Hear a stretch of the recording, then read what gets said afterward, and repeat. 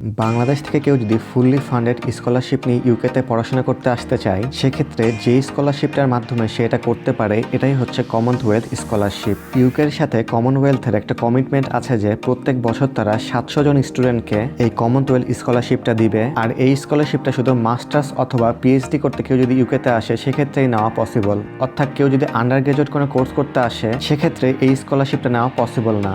এখন বলি এই স্কলারশিপের আন্ডারে আপনি কি কি সুযোগ সুবিধা পাবেন। এক তো আপনাকে কোনো টিউশন ফি দিতে হবে না, দ্বিতীয়ত আপনি আপনার প্লেন ফেয়ার বা টিকিটের ফি এটা পাবেন, আর তৃতীয়ত আপনি ইউকেতে আসার পরে আপনার থাকা খাওয়া বা আপনার জামা কাপড় সবকিছু বাবদ তারা আপনাকে মান্থলি একটা পেমেন্ট দিবে। ধরেন 1000 পাউন্ড বা 1500 পাউন্ড বা এরও বেশি হতে পারে। এটা মেনলি ডিপেন্ড করবে যে আপনি মাস্টার্স করতে আসতেছেন নাকি পিএইচডি করতে আসতেছেন।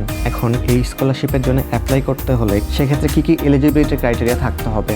এক তো কেউ যদি মাস্টার্স করতে আসতে চায় তাহলে তার অবশ্যই ব্যাচেলার্স কমপ্লিট থাকতে হবে বাংলাদেশ থেকে, এবং তার সিজিপিএ অবশ্যই 3-এর উপর থাকতে হবে। আবার যদি কেউ পিএইচডি করতে আসতে চায় তাহলে তার অবশ্যই বাংলাদেশে মাস্টার্স কমপ্লিট থাকতে হবে। অর্থাৎ এই স্কলারশিপের জন্য অ্যাপ্লাই করার সময় তার একাডেমিক সার্টিফিকেটস এবং ট্রান্সক্রিপ্ট এগুলো সব লাগবে। এক্ষেত্রে যদি এটা ইংলিশে লেখা না থাকে অথবা ট্রান্সলেট করা না থাকে তাহলে কিন্তু তাকে আলাদাভাবে এটা আগে ট্রান্সলেট করে নিতে হবে ইংলিশে, তারপরে শুধুমাত্র সেগুলো জমা দিতে পারবে। তাহলে এক হলো একাডেমিক সার্টিফিকেটস এবং ট্রান্সক্রিপ্ট। এরপর দ্বিতীয় যে জিনিসটা লাগবে সেটা হলো তার পাসপোর্ট। এরপর যেটা লাগবে সেটা হচ্ছে 2টা রেফারেন্স লেটার, আর এটা তাকে অবশ্যই তার ইনস্টিটিউশনের কোনো প্রফেসর অথবা টিচারের কাছ থেকে নিতে হবে। 4 নম্বরে যেটা লাগবে সেটা হলো স্টেটমেন্ট অফ পারপস, অর্থাৎ সে এখানে এখন পর্যন্ত জীবনে কি করে আসছে আর কেন সে ইউকেতে এই কোর্সে আসতে চায়, তার ফিউচার গোল কি বা তার ক্যারিয়ার প্রসপেক্টিভস কি, সবকিছু সে এই এসওপিতে লিখবে। তাহলে 4 নম্বরে গেল হচ্ছে এসওপি। আর পঞ্চমত আরেকটা ক্রাইটেরিয়া হলো যে তাকে অবশ্যই ফাইন্যান্সিয়ালি এমন হতে হবে যে সে চাইলেও বাংলাদেশ থেকে ইউকেতে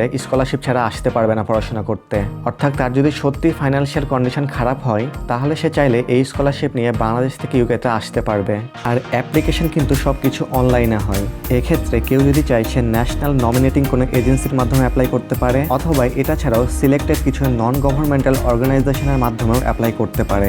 2025 এবং 26 সেশনের জন্য এই স্কলারশিপের জন্য অ্যাপ্লাইয়ের প্রসেস কিন্তু এখনো চালু আছে, আর এটা কিন্তু 15 অক্টোবর 2024 বন্ধ হয়ে যাবে।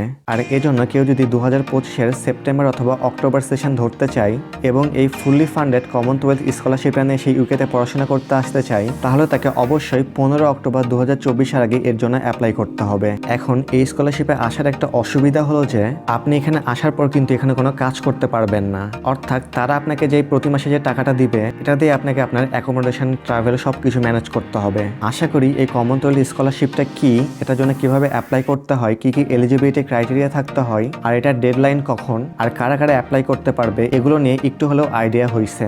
আজকের মতো এখানেই। ভালো থাকবেন সবাই। আল্লাহ হাফেজ।